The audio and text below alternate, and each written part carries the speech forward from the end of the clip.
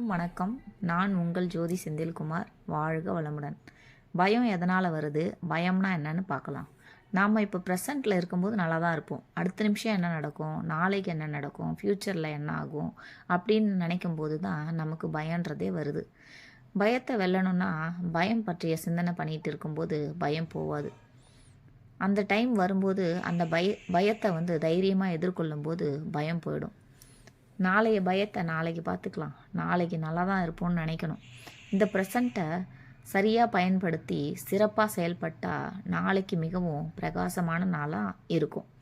எப்படி வேண்டாம் இருக்கட்டும், வாழ்க்கையை அதன் போக்கில் அப்படியே வாழணும். சீரியஸாக எடுத்துக்கக்கூடாது. ஒரு உடம்பு சரியில்லையா, பயப்படக்கூடாது. இப்படி ஆகிடுமோ அப்படி ஆகிடுமோ அப்படின்னு. இந்த உடம்பை சரி செய்கிறதுக்கு என்ன செய்யணுமோ 100% அதற்குண்டான முயற்சியில் நம்ம இருக்கும்போது அப்போ உடம்பு தானாக சரியாகும்.